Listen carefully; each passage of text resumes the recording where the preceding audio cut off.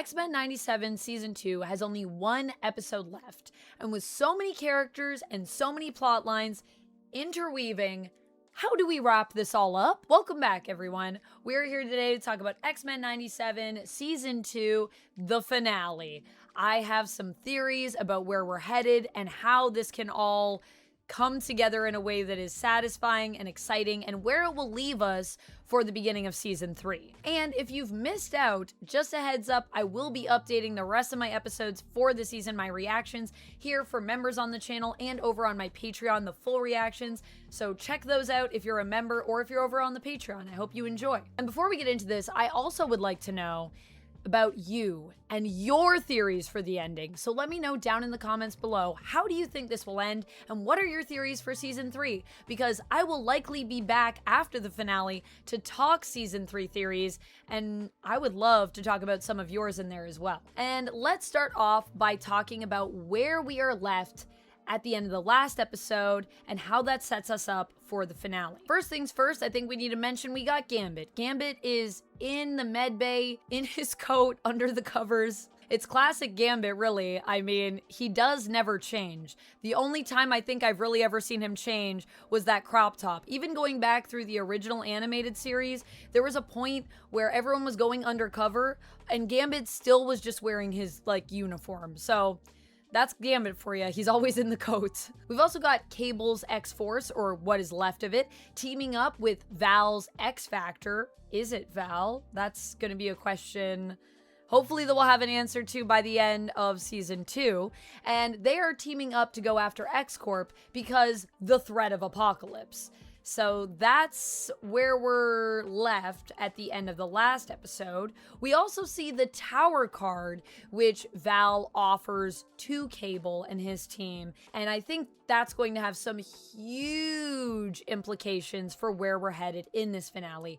I talked about that a little bit in my review, but we're going to talk about that even more near the end of this video. So stay tuned to hear about what I think that means for where we're headed in Season 3. And of course, at the beginning of this season, we had Kang show up. We had Kang show up as Ramatut, of course, but Ramatut is a version of Kang, so it is still Kang.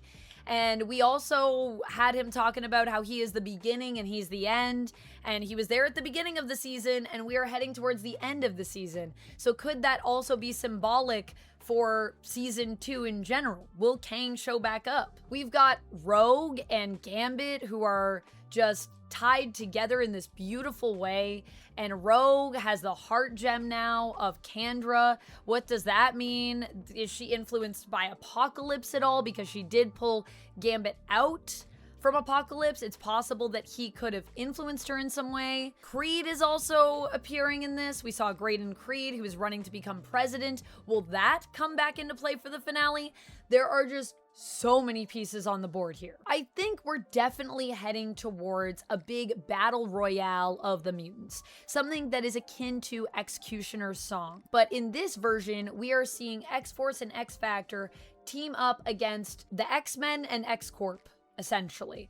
And I say X-Men, I don't know if we've formally referred to them as our X-Men team here, but there are X-Men that are just at the mansion. There are mutants that are chilling there. So I'd say those are our current X-Men, since some of them are busy over on X-Corp. And a lot of people have been asking me this question: what if Cable is evil? What if him making this deal and going after X-Corp, he's gonna go crazy, he's gonna turn on everyone, and it's gonna be insane? What if that's where we're headed? Well, I'm not sure about Cable becoming evil, because Cable really is a pretty heroic person. Sure, he does some things that are morally questionable, and sometimes he does ride that line of kind of being an anti-hero, I think, but I don't see him going straight up evil, unless maybe he's not Cable at all. What if he's Strife? We have had a lot of connections to Strife in this season. A lot of things that I have been saying, oh, that's a connection that could be related to Strife. And we haven't seen Strife yet, but what if he's been here the whole time, right under our noses? What if Cable is Strife? After all, Strife is the evil clone of Cable. So they are identical. It's possible. I'd be curious to see if that's where we're going with it, because I honestly have been waiting for Strife to appear since the beginning of the season. I really like Cable, and as such, I find that I'm always waiting for Strife to show up as someone that is a Cable fan. And of course, there are a lot of characters that we've seen this season, and we've gotten a lot of great character moments so far. I think Nightcrawler has had a really amazing season. There's been some fantastic Kurt moments, both for him as a character and who he is as a person, but also in the last episode, showing off just how dangerous Kurt can be as a fighter as well. But there are some characters we have yet to really see get moments in this season. Siren is one that has been alluded to, and Siren recently showed up in the X-Men 97 comic that is currently going on, so I think it's possible we might see her here in the finale. She potentially will be taking over for Polaris on X Factor, so we'll have to wait and see how that plays out, or if that comes to pass, or if we get a great Siren moment. But I honestly would love that. Everyone is always telling me I should cosplay as Siren, and I would love if this show also made me excited to do that cosplay. Maybe it'll get bumped up the list if I see Siren just get to go off here, because she is a really cool character. Also, Polaris, I have come to really love through this season. She has already had a lot of good moments, but I feel like we've been doing a lot of character work for Polaris this season, which makes me think in the finale, she needs to have some kind of big moment. And it's interesting with this season as well, because Magneto's shadow has really been cast over season 2. And even though he is gone right now, you really feel his influence throughout the season. So I'm wondering if maybe through Polaris we'll get some of that. Granted, Polaris really is her own character, so she might just be going off and doing her own thing. All I know is I would like another big Polaris moment to happen somewhere in this finale. And I think the odds are good that we're gonna see that. Also, speaking of characters that I love, but in this case, a character who we haven't seen as much of this season, we need to talk about Forge, because I love that Forge got to be in the intro. I think that's awesome. And Forge has been around, he has been doing stuff, but we really haven't seen a lot of storytelling involving him. He's been more on the fringes of everything, and I would love to see more Forge in the finale, see him get a cool moment in a fight maybe. Just in general, I think he's a character that kind of always gets shafted. It's very rare that we get to see Forge in the spotlight, and I'd like to see more of that because we do have him in the intro, and I just want to see the creative team showing that like he's in the intro because he is a super important character who we love. I love Forge. The other thing is I'm hoping that we'll remember that he's a shaman again, because I'm thinking back to the beginning of this season, and we do need to talk about relationships, okay? Let's talk about Forge and Storm. We saw them at the beginning of the season trying to figure out, how are we gonna date? Forge is asking Storm that question, how is this gonna work? You're a woman of faith and I'm a man of science. But I also was thinking about that lately, and I'm like, that is interesting, because Forge is also a man of spirituality, at least as a shaman. That is also part of his character. So are we going to see any Storm and Forge moments? Are we going to get anything for those of us that are a fan of the ship? I personally am a fan of the ship. I don't know if that's controversial. I've seen a lot of people out there that really do not like Storm and Forge together, but I think they're cute together. And don't get me wrong, I love Storm and T'Challa as well. But something about Forge and Storm, I don't know. I just think they're cute. I think they're really cute together. And I think that they have a really kind of grounded relationship in a way that maybe Storm and T'Challa don't always, because there's the royalty element, perhaps. That's not the only relationship that we've teased that romantically here. We've also got Polaris and Bishop, who have been doing a little bit of flirting, in my opinion, and I would love to see where we're going with that. I don't know if we're gonna get a kiss in the finale.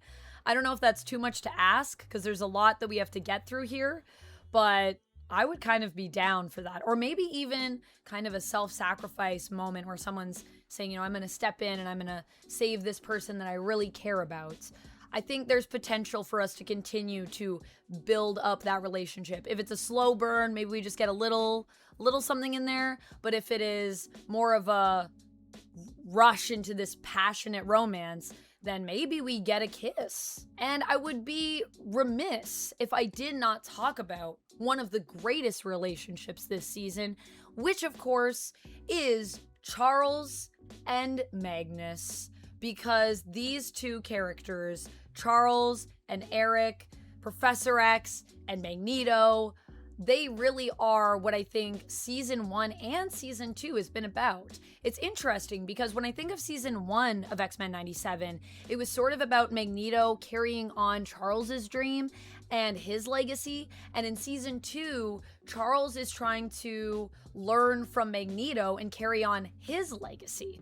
So they've kind of switched spots here. And I do think we are building towards Onslaught. I do think we're on the road to Onslaught. Pun not intended to actually quote Road to Onslaught, which is a whole era of the comics. I think there's just been too many hints at it for it to not be coming. Now, do I think we're going to see it in the finale?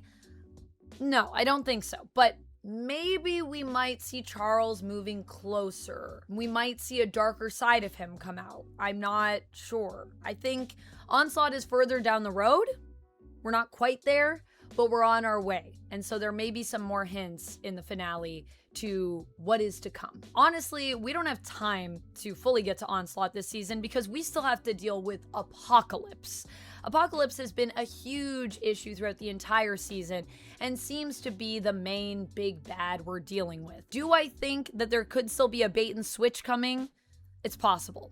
Do I think that Apocalypse will survive? Because right now Apocalypse is intertwined with Gambit. Will Apocalypse be permanently defeated? No, I don't think he will be. I think he has to survive because we know Apocalypse exists in the future. So he has to survive this because otherwise we've got some time paradox stuff that we have to deal with, and that's a big mess. So unless we're gonna make it all timey-wimey, I think Apocalypse makes it through, but will Gambit be saved? I think he has to be, right? Because after the loss that we suffered in season 1, if we bring him back and we don't do that, man, that is gonna hurt a lot.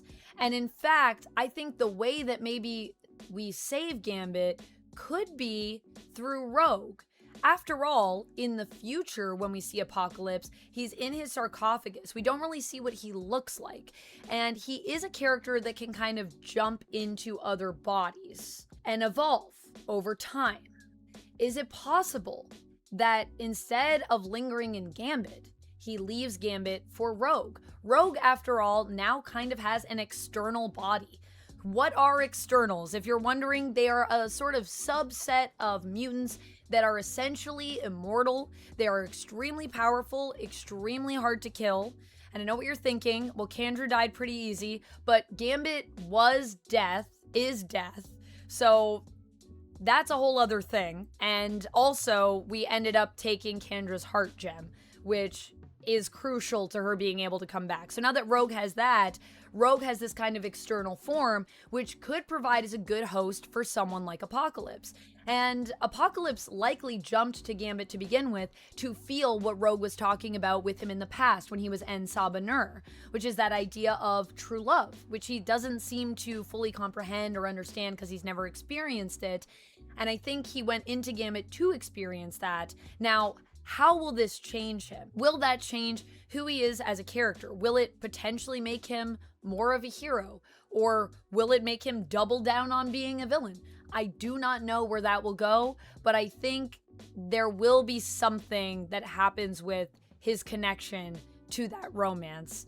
And I think it could be possible he could be anyone because we don't know who's in that sarcophagus. We don't know what Apocalypse looks like right now in the future. And granted, he could still look like Apocalypse, but have taken a host body and changed over time, because Apocalypse can also do that. He can shapeshift and stuff. He's can do like pretty much anything. Apocalypse is really crazy powerful. If you look into his power sets, it's like a long list of things he can do. It's nuts. Either way, whether Apocalypse sort of becomes a redeemable character or not, we still have future Apocalypse to deal with as well, who blasted off, and where is he at, and will he show up in this finale? I do not know.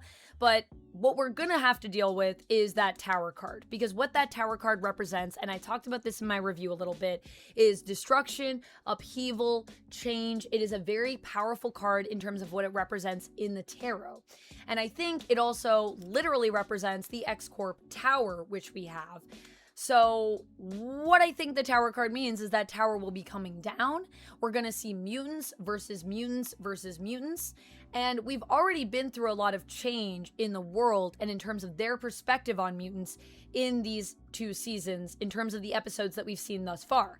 In episode 1, we're in a world where mutants are feared and hated, and it's not necessarily getting better. Genosha happens, and that's great for them, but then we see what happens with that, and it's a huge tragedy. And then in season 2, we're dealing with some of the fallout of that, and dealing with how mutants are approaching their image. Some of them are trying to reform it, some of them are striking out on their own, kind of taking more of a Black Ops approach. The X-Men are dealing with massive threats and other things, so they don't have a lot of time to rebrand until X-Corp happens, and then that is kind of a big rebrand for them this season.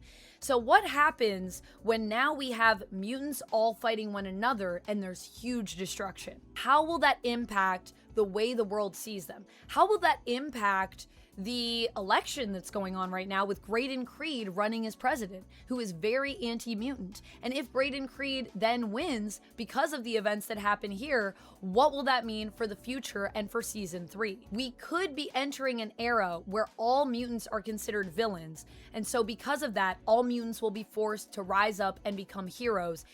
Even some characters who have not really been acting heroically this season. I know there have been many people who have had mixed feelings about how Emma was portrayed this season, and I feel like it is hard with her character because the Emma that we know now in the comics is so different from who she used to be. And we all want to see her go on that journey of redemption because it's such a great story. It's such a great journey for Emma.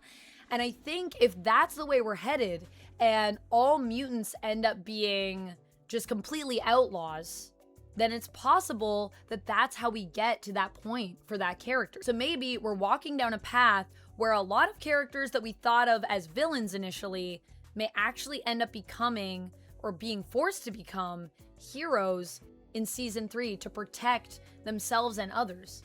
And mutant kind will come together. And of course, I'm always hoping that Krakoa will happen, but I think we still have some stories to get through before we get to Krakoa because that's very modern. So maybe not yet, but you know me, I'm always dreaming about it. And I did like that at least with Genosha, I felt like we saw some small references to Krakoa there, and that was pretty cute. Anyways, that's all I really have to say about this. I just wanted to come here and share some of my thoughts on where we're headed into the finale, what it will be like, what it will mean for the future of this show, and where I think we're going, and who will come out of it. I mean, I hope we don't lose too many people, but we do have a lot of people going in. So maybe they give us a lot of characters so that when some of them are gone, we still have a lot of cool people left? Oh no. Oh dear.